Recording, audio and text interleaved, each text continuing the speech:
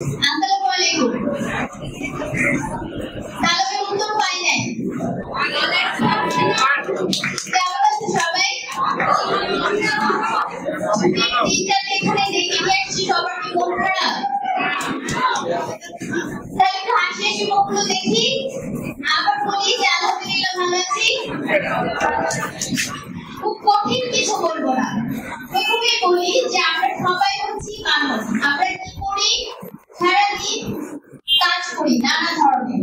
তো সেই জায়গাটাতে আমাদের যে কাজ করার শক্তিটা কি থেকে পাই আমরা? আমি কিন্তু এখানে টিচার না, টিচার না, আমি আপনাদের সাথে গল্প করতে এসেছি। শুধু আমি বলবো না, আপনাদের কাছ থেকে শুনবো। একটা মোটরসাইকেল বিভিন্ন কাজ করে, তাই না? এক জায়গা থেকে আরেক জায়গায় যায়, আমরা ঘুরতে যাই, আমরা মালামাল যাই, বিভিন্ন কাজ করি।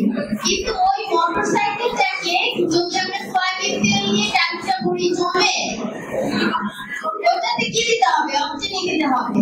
আবার আমরা যখন রান্না করবো তখন ওই যেন অক্সিজেন বা পেট্রোল দিয়ে আমরা রান্না করবো না। এই কথাটা কেন বলছি?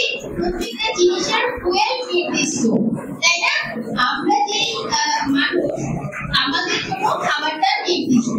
আজকে কিন্তু বিশেষ চাহিদা সম্পন্ন শিশুদেরকে নিয়ে বা মানুষদেরকে নিয়ে এখানে কথা বলা হচ্ছে, সেই খাবার ব্যবস্থাপনা নিয়ে একটু কথা বলবো। এর আগে আমি পরিচয় দিই, আমি ডায়াবেটিশিয়ান হিসেবে এসআইটি ফাউন্ডেশন হসপিটালে জব করছি, আর তিনটা জায়গায় চেম্বার করছি যেখানে এই অবিকল বৈশিষ্ট্য সম্পন্ন শিশু বা বিশেষ চাহিদা সম্পন্ন শিশুদেরকে দেখছি। গত 3.5 বছর যাবত এই বাচ্চাদেরকে দেখে যে জেনারেল কিছু ব্যাপার আমি দেখতে পেয়েছি নিয়ে কথা বলবো।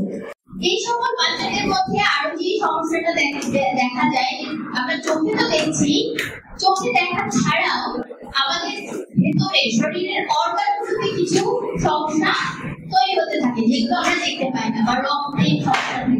সেগুলো আমরা কিভাবে দেখতে পাই? বিভিন্ন টেস্টের মাধ্যমে।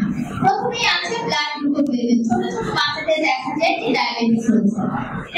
আমরা সাধারণত জানি যে বয়স্ক ব্যক্তি যারা আছে তাদের হচ্ছে ডায়াবেটিস হয়, কিন্তু এই সকল বাচ্চাদের মধ্যে এটা দেখা যায়। এছাড়াও অ্যামোনিয়া, ল্যাকটেজ, এই কোন খাবারটা খাবে না, এবং যেহেতু বাড়ন্ত বয়স, তাই ওই খাবারের পরিবর্তে কোন খাবার গ্রহণ করবে সেটা নিয়ে কাজ করতে হয়, সেই জিনিসটা জানতে হবে। এরপরে আসে কিছু কমন লক্ষণ, যেগুলো এই বাচ্চাদের মধ্যে আজকে আমি খুব বেশি পেশেন্ট দেখতে পারি নাই, যেগুলো দেখেছি তার মধ্যে ম্যাক্সিমাম হাইপার অ্যাক্টিভ একটা কমন লক্ষণ, তাই না? অস্থির আপনাদের বাচ্চারাই। এখানে আমি 3টা খাবারের কথা বলবো। এই হাইপার অ্যাক্টিভ দেখলেই হয় ডাক্তার কিংবা থেরাপিস্ট লিখে দেয় হচ্ছে গমের আটা ময়দা নিষেধ, দুধ নিষেধ, তাই না? এরকম লিখে দেয় না? এই জায়গাতে আমার একটু দ্বিমত আছে যে আদতে আপনার বাচ্চাকে দুধ এবং গম হাইপার করছে কিনা এটা আগে আইডেন্টিফাই করতে হবে। একটা বাড়ন্ত বয়সের বাচ্চাকে যখন আপনি দুধ অফ করে দিবেন, তার বিকল্প কোনো খাবার দিবেন না, তার হাইট ওয়েট ব্রেন ডেভেলপমেন্টটা থেমে যাবে। তাই আমি জাস্টিফাই করতে হবে, আমি করতে হবে যে আদতে দুধটা ক্ষতি করছে কিনা। যদি ক্ষতি করে তাহলে বিকল্প খাবারে যাবে। রিসার্চে দেখা গেছে যে 50% বাচ্চা কিন্তু হাইপার করে, 50% দুধ হাইপার করে। আর দুধের বা গমের যে খাবারটা সেটা হচ্ছে দেখা যায় 70% আসছে, এবং সুগার চিনি খাওয়া সেটা 100%। অর্থাৎ মিষ্টি জাতীয় খাবার যখন আপনি দিবেন বা সেগুলো দিবেন তখন বাচ্চাকে হাইপার করবে। তাই বাচ্চার টিএসডি আছে বা বিশেষ চাহিদা সম্পন্ন মানেই তাকে জিএসডি অর্থাৎ গ্লুটেন ফ্রি এবং হেলদি ফ্রি ডায়েট অর্থাৎ গম এবং দুধ খাওয়ার মধ্যে কাজটা করা যাবে না। নির্দিষ্ট ডায়েট আছে, সেই ডায়েটটা তাকে দিতে হবে। আরেকটা ব্যাপার হচ্ছে তাদের গাট ডিস্টারবেন্স দেখা যায়, হয় তাদের পায়খানায় সমস্যা হয়, হয় তাদের কোষ্ঠকাঠিন্য অর্থাৎ পায়খানা হচ্ছে না।